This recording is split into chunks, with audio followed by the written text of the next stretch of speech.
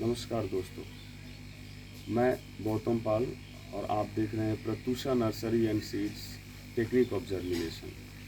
आज हम आपके सामने जो जर्मिनेशन के लिए जो सीड लाए हैं वो है रेड लेडी पपाया। आप देख सकते हैं पिक्चर में।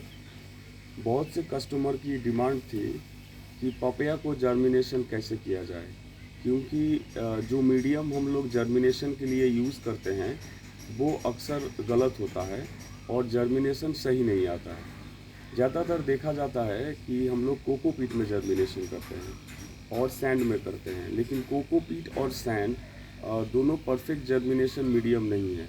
तो आज हम आप लोगों को दिखाएंगे कि किस तरह से 90 एबव जर्मिनेशन लाया जाता है पपाया सीड जर्मिनेशन में। ये जो रिक्वायरमेंट है वो है, आपको एक पॉट लेना है। आप प्लास्टिक पॉट ले सकते हैं जिसमें आप होल कर सकते हैं। ज़्यादा होल कीजिएगा क्योंकि जैसे एक्सेस वाटर ड्रेन हो जाए। आप प्लास्टिक पॉट ले सकते हैं या आप आर्थेन पॉट ले सकते हैं।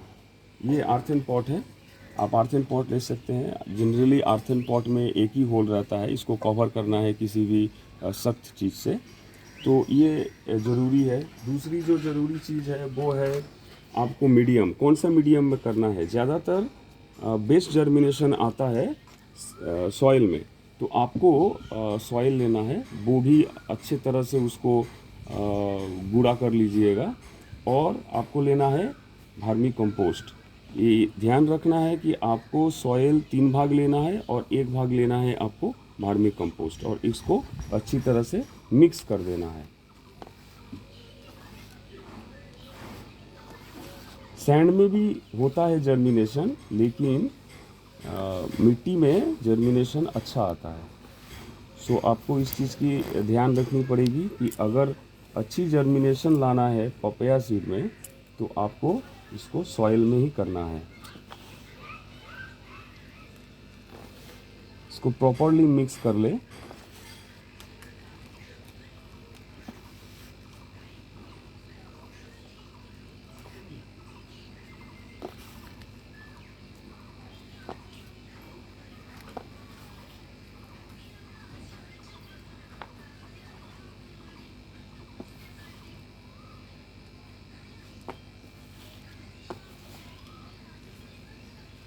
आप वर्मी कंपोस्ट की जगह पे आप काउडंग कंपोस्ट भी यूज़ कर सकते हैं, लेकिन याद रहिए वो नया ना हो। काउडंग सड़ा हुआ काउडंग रहे तो सबसे बेटर रहता है।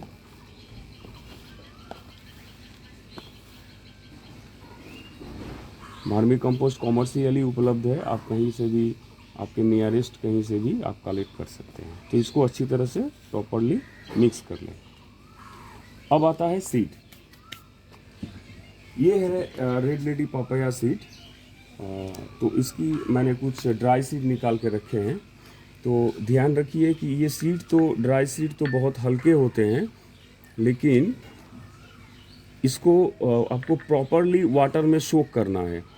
मैंने एक दिन पहले इसको सोक करके रखा है, आप देख सकते हैं। तो इसको सोक करने की प्रॉपर जो प्रोसेस है वो आपको ध्यान में रखना है। पहली बात तो ये है, आपको पोटेशियम नाइट्रेट लाना है, क्योंकि जो पपाया सीड है वो अच्छी तरह से जर्मिनेशन होता है पोटेशियम नाइट्रेट में। तो आपको इस चीज़ की ध्यान रखनी पड़ेगी कि आपके पास पोटेशियम नाइट्रेट हो।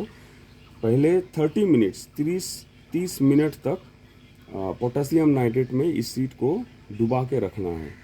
उसके बाद 30 मिनट के बाद सीड को पोटेशियम नाइट्रेट से निकाल के आपको फ्रेश वाटर में 24 आवर्स डुबो के रखना पड़ेगा, तभी आपका सीड का जर्मिनेशन 90 एबव आएगा। 95 98 भी आ सकता है।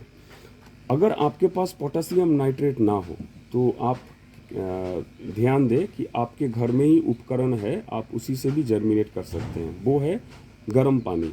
आपको 78 डिग्री सेंटीग्रेड पानी को गर्म करना है, 100 डिग्री नहीं, 78 डिग्री, जो फ़ारेनहाइट स्केल में 158 डिग्री होता है। आप उसमें ये सीड को सिर्फ 15 सेकंड के लिए, याद रखिए, 78 डिग्री सेल्सियस हॉट वाटर में आपको ये बस 15 सेकंड तक ही डुबो के रखना है। फिर सीड को निकाल के आपको ठंडे पानी में अप्रोक्सीमेटली 24 घंटे आपको डुबो के रखना पड़ेगा। तो आइए चलिए हम आपको प्रोसेस दिखाते हैं। सबसे पहले सीड को छान ले।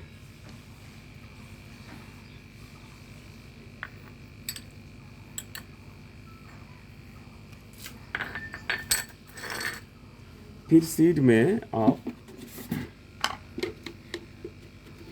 थोड़ा सा फंगिसाइड यूज़ कीजिए।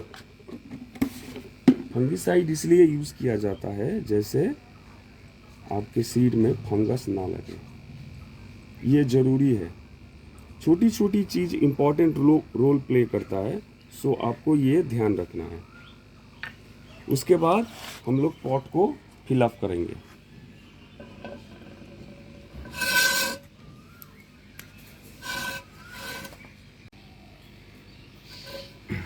पॉट को पहले किसी सख्त चीज़ से इसके जो छेद रहते हैं उसको ढक दे। फिर इसमें आप मिट्टी फिलअप करें।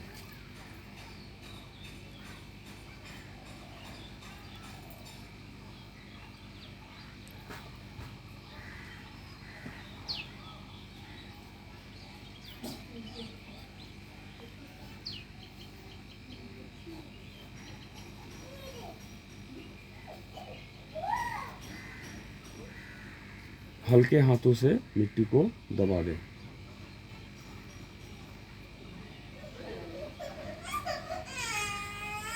फिर सीड को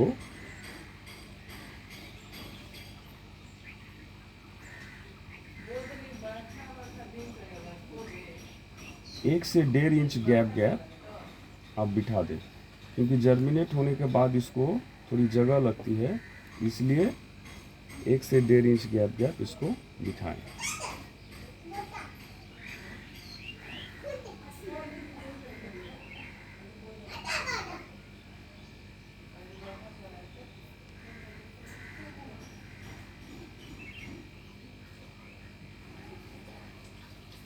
सीट को ज़रा ध्यान दें, ये रसगुल्ले जैसा फूल गया है, ऐसा होना ज़रूरी है। आप जब सीट को पानी में भिगोएंगे तो सीट देखिएगा कि सब पानी में डूब जाए, ये ध्यान रखिएगा। अगर पानी में डूब गया है तो मान लीजिए कि सीड आपका वाटर सोक कर लिया है। वाटर सोक करना बहुत ज़रूरी होता है, क्योंकि ये ड्राई सीड होता है और ड्राई सीड में water soaking important role play करता है। अब हम इसको कवर करेंगे सेम मिक्सचर ऑफ सैंड से।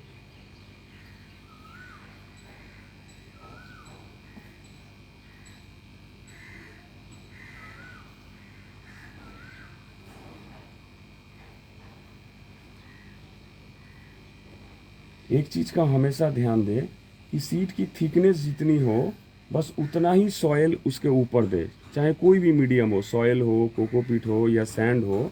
जितना उसकी थिकनेस हो, मतलब उसका मोटापा जितना हो सीड का, बस वो उतना ही टॉलरेट कर सकता है अपने ऊपर कोई कवर। सो इस चीज़ का ध्यान दें।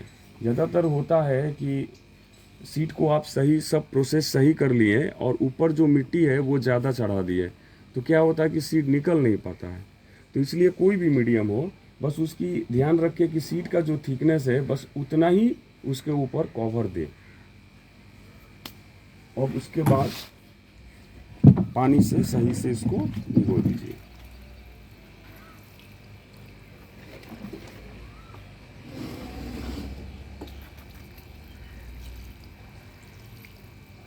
मैंने ज़्यादा पानी इसलिए दिए क्योंकि ये सॉयल है और ये सोक करेगा। अभी सोक करने के बाद ये ठीक से भीग जाएगा। और आपको ध्यान रखना है कि इसको टाइम टू टाइम आप वाटरिंग करते रहें, क्योंकि वाटरिंग बहुत ज़रूरी होता है। और इसको आप सेमी सेड एरिया पे रखें, हीट की ज़रूरत पड़ता है, ढक के रखें। इसको खुला मत छोड़ें, क्योंकि खुला छोड़ने से ये जर्मिनेट नहीं होगा। इसको ढक के रखना ज़रूरी है, क्योंकि जो पॉट का अंदर का जो गर्मी है वो 85 डिग्री फ़ारेनहाइट होना चाहिए, तभी ये जर्मिनेट करेगा। तो इसलिए अच्छा होता है कि खड़ से किंबा कोई प्लास्टिक से व कुछ किसी भी चीज़ से इसको ढक के रखें। ये है प्रोसेस पपाया सीड जर्मिनेशन के। आप अगर कोई क्वेरीज हो तो आप कमेंट में लिख सकते हैं, मैं सॉल्व करने की कोशिश करूँगा। और अगर आपको पपाया, रेड लेडी पपाया या J15 पपाया या हाइब्रिड कोई भी पपाया का सीड चाहिए तो आप कमेंट बॉक्स में अपना नंबर दे सकते हैं, या डिस्क्रिप्शन बॉक्स में मेरा नंबर दिया हुआ है, आप वहाँ पे कॉल कर सकते हैं। धन्यवाद, थैंक यू।